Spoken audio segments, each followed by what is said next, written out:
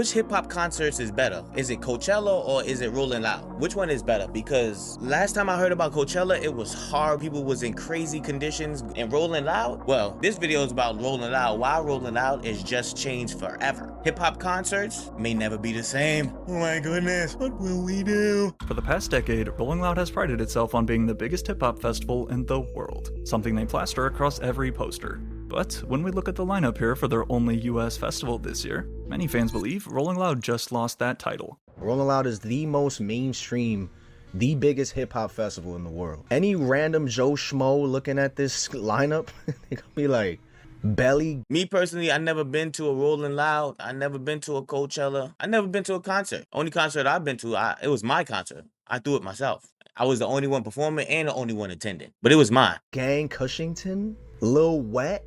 To the casual hip hop listener, you're lucky to recognize Gang maybe Cushington, 5 who names that? on this entire lineup, with memes even calling it an underground iceberg. 2026 marks a drastic shift from past Rolling Louds, which were constantly stacked with rap's biggest stars. However, while they argue you've simply reached unk status now if you don't know these new names, as we're about to see, Rolling Loud will never be the same. All because of one secret reason. And they're like, look at this, like, get back to this. And it's like, bro, that's not possible. If you don't know who this is, meet Tarek Sheriff, one of the co-founders of Rolling Loud. At least I think that's how you say his name. Yo, we're with my man, he's the founder. I just learned how to say his name. Tarek. You got it. Founded alongside his friend from childhood. In order to understand why their festival now feels so different, first we have to see how it even started. The two began by hosting small parties throughout high school, often at Tarek's grandma's in South Florida. Yet, they could have never guessed what those early house parties would lead to. We used to throw bangers at my grandma's house. Like, I'm talking hundreds of people. Grandma's house was like, lit. Kegs, bottles, Like Party X? loud music. Cops come, we sweet talk them to leave. A few moments later. Project X, that's what it's called. In 2015, the first ever Rolling Loud was held, but it wasn't a festival. Starting off as only a one-day single event in Miami, it's important to note that if you ask Tarek, he says this about Rolling Loud's roots. Like, when we started Rolling Loud in 2015, it was straight underground. Like, if you came to Rolling Loud in 2015, you were really part of the culture. Yeah. You know what I mean? You were in it. Despite much smaller and indoors, this initial event still proved their idea had serious potential. We were like, dude, why are there these other genre-specific festivals like Ultra and EDC for EDM and Stagecoach for country? How come there aren't any for hip-hop? He recalls. Attempting to change this, their debut lineup in 2015 was headlined by Schoolboy Q, and also included names below such as Juicy J. Let's see this lineup. Juicy J, ASAP Ferg, Action Bronson, Currency, Travis Scott, Casey Veggies, I don't know who that is. Denzel Curry, I know who that is. Rob Banks, I don't know who that is. Domo, Genesis, I don't know who that is. Shaq Glizzy, I know who that is. Hey, Peach. I'm not even gonna try that. I don't know who that is. I only know 5 people. Ferg, Action Bronson, and even So Travis. even in 2015, I barely knew who was on the thing. I only knew a few. So, and that's why I always felt like it was pointless to go. Like, all the new artists, like, that's cool that they getting some shine or opportunity to get in front of a large audience. But if I don't care about them, I'm not gonna pay. I'd rather go to a Juicy J. If I just go to his one, I can go to whatever he do, specifically just him, and I have more of a fun time because I know everything that's gonna be on the stage is something I want to see. That probably was the start of the end with this from the beginning. Scott, before he had released his debut album, Rodeo. Travis Scott pulled up to the back and nobody told me he was there. Nobody texted me. So I get out there, we get Travis Scott in the venue. Super dope, probably the dopest set of the night. 1 year later in 2016, Rolling Loud not only upgraded to a bigger venue in Miami, but also expanded to 2 days rather than one. Headlined by superstar Future, plus countless others as we go down the lineup who would quickly explode into the mainstream and dominate the next decade. From Young Thug, Lil Uzi Vert, and Kodak Black, to Playboi Carti, Lil Yachty, 21 Savage, plus local Florida names like Denzel Curry. I see you're feeling pretty lit right now. I know you're doing a lot of underground stuff right now. That's what we say. Yeah, we underground. We out here, mainstream, underground, all that big. We don't give. We out here. 2016 marked the rise of this new young generation of rappers. A generation that, as you'll also remember, was extremely controversial. Which is where things get interesting, because a lot of these same complaints we're hearing today about the 2026 lineup are like what people said 10 years ago. People hated on our 2016 lineup too, typed Rolling Loud in response to the recent backlash. So this raises an important question. Did Rolling Loud actually not switch up? And instead, is 2026 another transitional year for not only the festival, but also for hip-hop itself? I know they're gonna get a lot of criticism now, But watching C though, bro, we gonna look back at this in the next like 2 to 3 years and we be like, damn, man, this is a good ass list. There's a meme. It's like, yo, I wish somebody told me it was the good times when we were in the good times.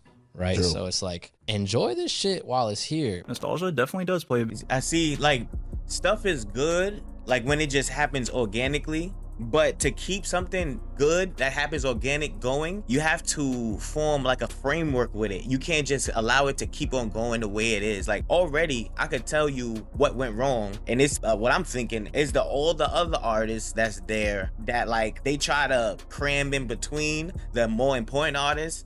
Big part in why fans think past Rolling Louds were way better. Yet there is still one much more significant reason. As hip-hop continued to explode and actually took over rock to become the top genre in the world, Rolling Loud grew right with it. Their lineup in 2017 for Miami was filled with even more legends. Besides headliners Kendrick Lamar, Future, and Lil Wayne, or A$AP Rocky, Travis Scott, and Young Thug, the deeper you look down this 2017 list, the more names stick out, including XXXTentacion.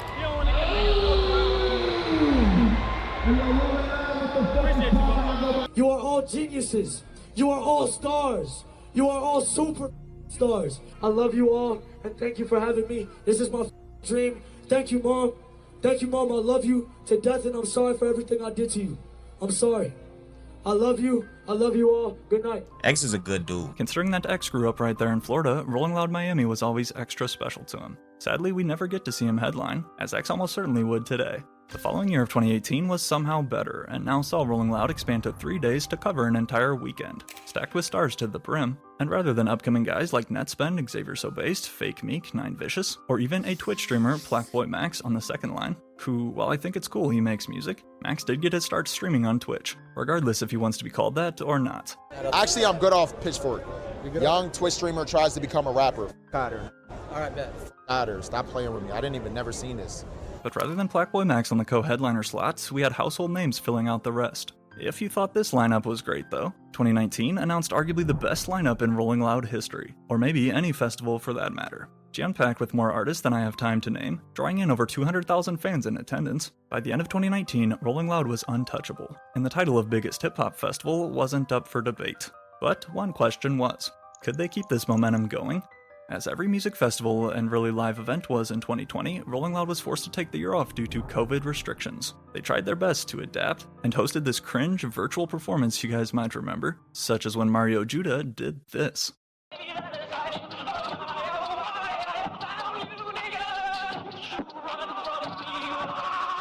Thankfully, these virtual Rolling Loud concerts did not last long, and when the world finally opened back up, the festival picked up right where they left off. In 2022, Rolling Loud even announced that they were going to start expanding into other countries. And not only that, but by this point, Rolling Loud was hosting multiple festivals per year in the US outside of just Miami, in places like New York or Cali.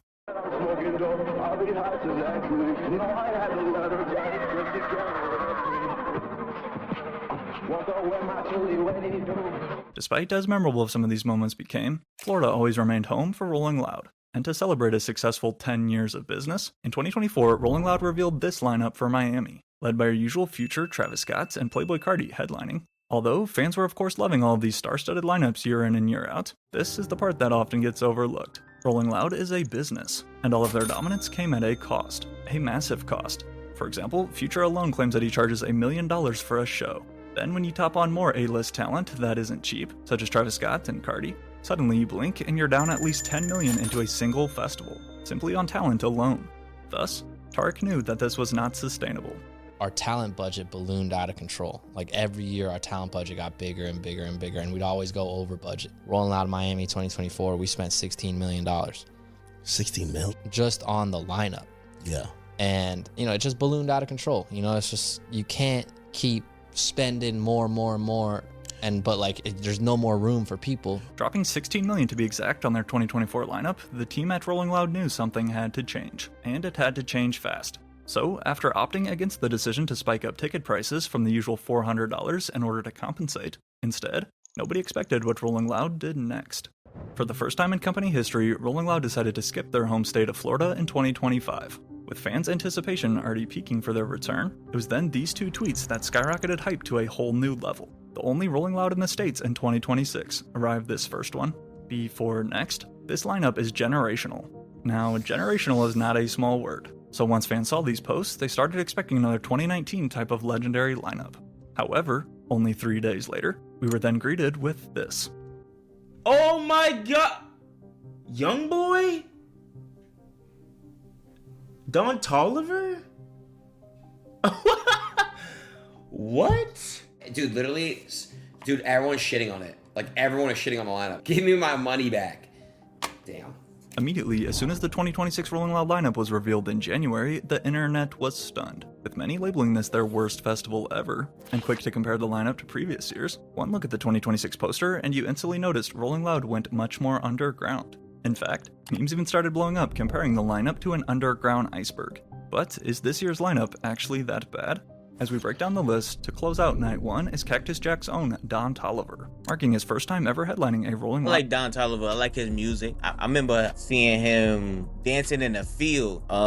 This was way back before anybody even knew who Don Toliver was. I played his song. I showed his video to my wife, and at the time she was just like, all right, who is this dude? And I was just like, yo, he's gonna be fire. In a few years, everybody gonna be singing it. He's fire.